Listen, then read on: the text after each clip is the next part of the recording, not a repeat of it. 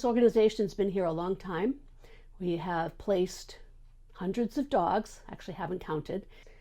Some dogs are strays that the animal control officers, who are across the hall from us, bring in, and after the 7-day waiting period, if they haven't been claimed, we can then take custody of them and put them up for adoption.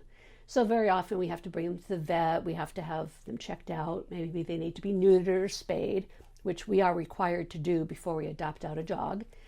And then we have dogs that people surrender to us, which is really hard for people to give up their dogs, but many of them are moving and can't bring their dogs to a new home or an apartment. In some cases, they are going into assisted living, or in some cases, they just can't afford the dog anymore. We have, right now, a German Shepherd. His name is Bruno. He's about 6 years old. We think he is absolutely adorable, but really wants to be with people.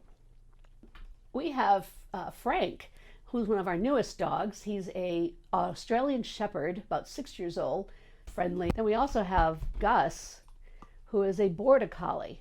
So he and Frank came to us as surrenders, and they're so good. They're just really sweet dogs. We have a little dog that's in a foster care environment at the moment. Totally wonderful, according to her foster mom. We are getting 2 dogs from Alabama. So in addition to having dogs surrendered to us, we are actually proactively going down to contacts that we have in Alabama and identifying dogs that we think would do well here in Falmouth or in the area around us. We also provide veterinary assistance for people who can't afford to have their dogs taken care of. I think a lot of people know that vet costs have gone up on the Cape, and people just can't afford even maintenance annual exams like they used to. So we actually helped probably 100 people just in 2020 and 21 to provide good care for their dogs. We also provide food vouchers for people who need help with food, which has also gotten very expensive. Happy to talk to people who are having problems with their dogs.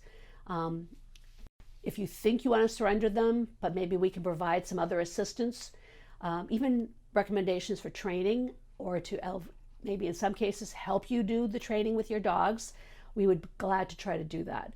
So we don't just want to adopt out dogs, we want to make sure dogs are in good places, they're healthy, well trained enough so that they function well in your home and in your neighborhood.